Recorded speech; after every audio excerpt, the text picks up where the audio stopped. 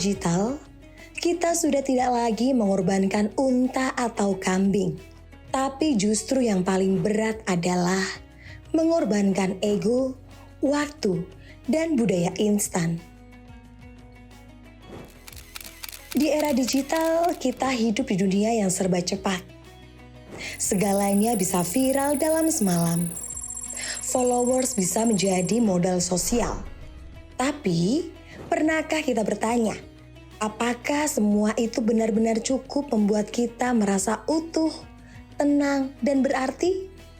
Di tengah semua itu, pernahkah kita berpikir, apa yang seharusnya kita korbankan agar tetap waras dan manusiawi? Ini adalah kisah tentang kurban mental. Di zaman yang katanya modern, tapi sering lupa esensi.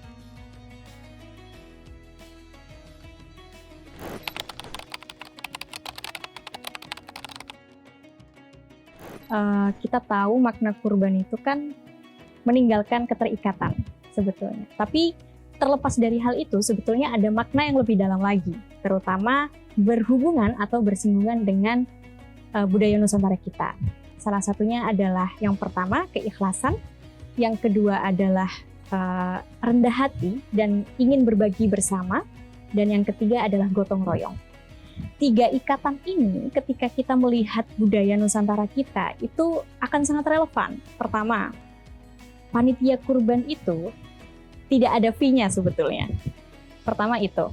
Dan mereka sangat ikhlas untuk bisa membantu para mudhohi misalnya yang memberikan kurbannya di beberapa majelis atau di beberapa masjidnya, yang kemudian nanti akan diorganisir di beberapa masyarakat dan akan dibagikan oleh masyarakat. Itu salah satu relevansi yang saya rasa cukup mengena ya dengan adanya tradisi kurban ini. Yang kedua adalah rendah hati. Kebanyakan, terutama di era digital ya, kebanyakan di era digital ini ketika kita ingin menyumbangkan sesuatu, misalnya tidak hanya berkurban, tapi ingin menyumbangkan, itu ingin dilihat orang.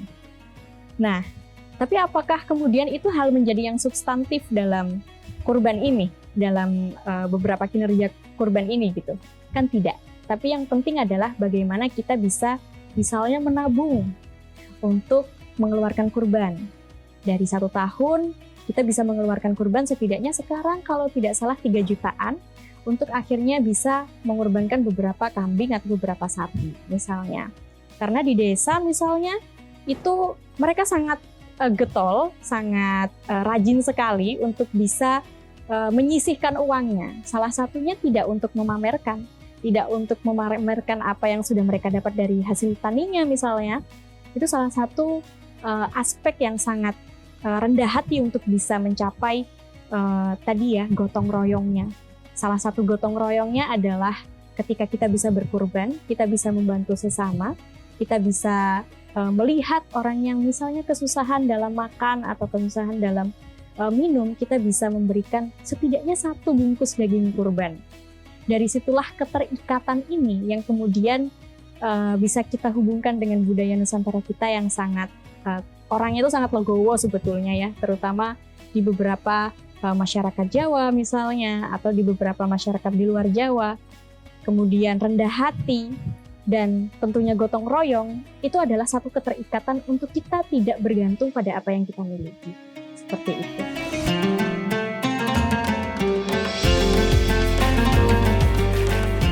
Dalam budaya Nusantara, kurban bukan hanya ritual, tapi perayaan nilai, pengorbanan, ketulusan, dan penghormatan terhadap sesama. Di zaman para leluhur, semangat kurban adalah gotong royong yang kuat membantu yang lemah, yang kaya berbagi dengan yang membutuhkan. Di era digital, niat berbagi sering bercampur dengan keinginan untuk terlihat. Bukan salah, manusia memang ingin dihargai.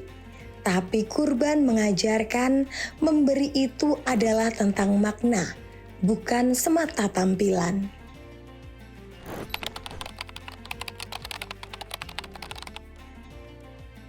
Nah, ini yang perlu kita kritisi. Bagaimana kemudian rutinitas kita yang awalnya ibadah kita itu bisa kita pendam sendiri atau bisa kita nikmati sendiri antara kita dengan Allah gitu, biasanya yang akhirnya pada era digital ini ingin kita tampilkan. Atau FOMO ya sekarang tuh, kalau tidak mengikuti tren, kita tidak lagi eksis atau kita tidak dipandang eksis. Termasuk juga gotong royong, ketika kita tidak bermain atau kita tidak berusaha menampilkan gotong royong kita, sama-sama ikut membantu, artinya kita tidak dipandang lagi menjadi orang yang, oh dia tidak dermawan dan seterusnya. Padahal tidak demikian.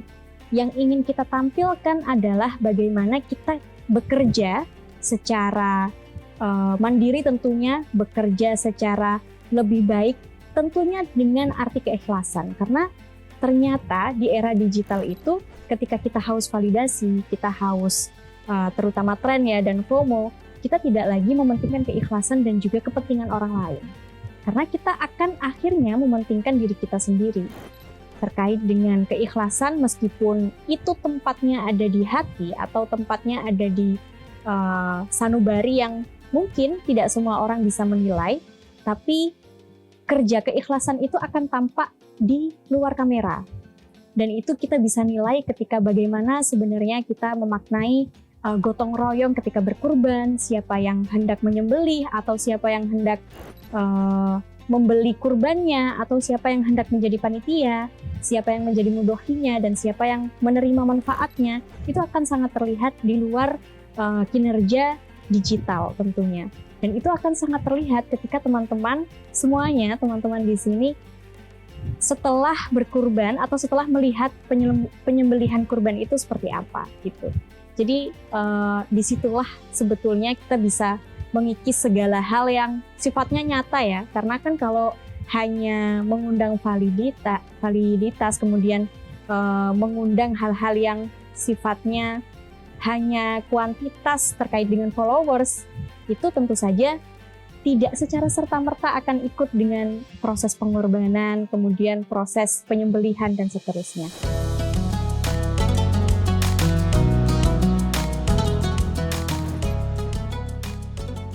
Tantangan terbesar di era digital bukan lagi kemiskinan materi, tapi kemiskinan makna.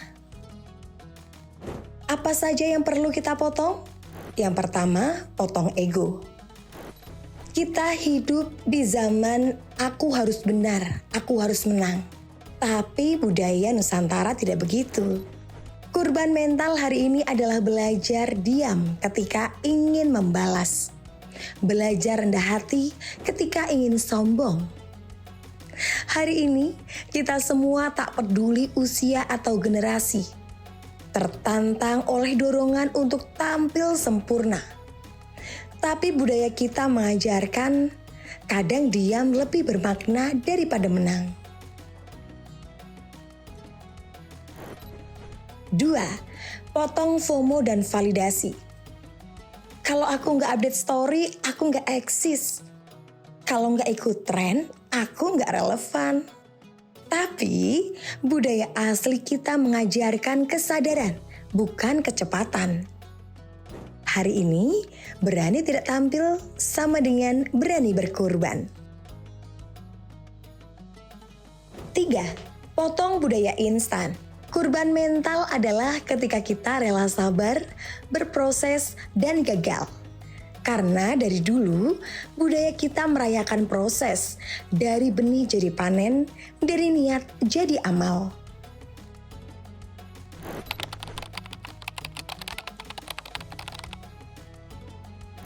Apa sih sebetulnya korban atau apa yang perlu kita reduksi ya sebetulnya, atau apa yang perlu kita korbankan gitu dari hasil atau sikap kita mungkin barangkali itu salah satunya adalah ego sebetulnya, dimana kita tahu karakteristik dari era digital ini adalah egosentris, mementingkan diri sendiri, mementingkan followers, mementingkan validasi dari orang, mementingkan kehebatan dari orang.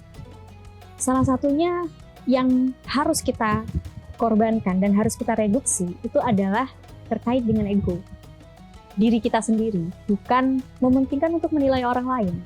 Karena kebanyakan ketika kita sudah haus validitas, sudah haus dengan hal-hal yang FOMO, sudah haus dengan komentar baik dan tidak ingin mendengar komentar jelek misalnya, atau tidak ingin mendengarkan kritisan dari teman-teman sosial media, itu akhirnya akan menjadi hal atau akan menjadi orang yang akhirnya punya sifat sombong, punya sifat yang tidak ingin direndahkan oleh orang lain, dan akhirnya menjadi jumawa. Dan itulah kenapa tradisi kurban itu sampai sekarang eksis, dan itu menjadi ajaran kita untuk kembali merefleksikan diri dari ego-ego yang ada di dalam kita. Seperti itu.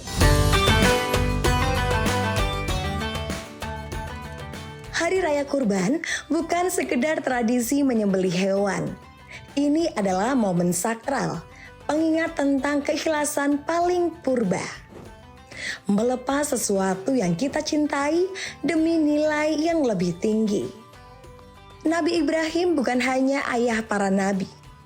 Beliau adalah simbol keberanian meninggalkan keterikatan, bahkan pada hal yang paling dicintai, anaknya sendiri. Di balik hiruk-pikuk daging dan tenda kurban, tersimpan pesan yang sering luput. Hari Raya Kurban adalah panggilan untuk pulang, bukan ke kampung halaman, tapi ke dalam diri sendiri. Hari ini kita tidak butuh lebih banyak orang yang sekedar bisa posting kurban, tapi kita butuh lebih banyak yang berani berkurban kesombongan, ketidaksabaran, dan keinginan selalu benar. Generasi yang tahu bahwa teknologi tanpa kendali budaya hanya akan mencetak manusia-manusia cepat tapi kosong.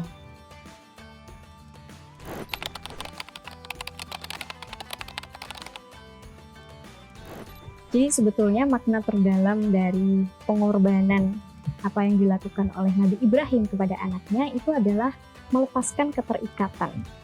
Jadi kenapa hal itu tuh harus dilepaskan? Kan kalau kita tahu pada ceritanya itu sebetulnya kan mengorbankan anaknya. Tapi dalam pemaknaan yang literal sebetulnya tidak hanya atau tidak semerta itu mengorbankan anaknya. Karena kita tahu bahwasanya Nabi Ibrahim ini menantikan anak itu sangat lama sekali, dan kemudian setelah dianugerahi ada utusan dari Allah untuk menyembelih. Nah, sebetulnya maknanya bukan hanya menyembelih secara letterlek ya, tapi ingin melepaskan keterikatan atau kecintaan terhadap sesuatu selain Allah. Jadi kebergantungan itu yang ingin dilepaskan sebetulnya. Jadi begitu juga ketika kita melihat dari jawaban sebelumnya atau pertanyaan sebelumnya, itu kita harus benar-benar bisa melepaskan diri kita dari hal-hal yang bergantung selain daripada Allah. Misalnya kita sangat bergantung dengan sosmed. Ketika kita tidak mendapat validasi dari orang, kita merasa akhirnya down, atau kita merasa akhirnya tidak eksis lagi, tidak ada di dunia ini gitu, selain dengan komentar mereka atau like mereka. Nah, kita dari cerita itulah atau dari makna cerita Nabi Ibrahim, kita bisa tahu bahwasanya Allah tuh benar-benar ingin memberikan makna atau pelajaran bahwa kita jangan sampai bergantung pada selain Allah, seperti itu.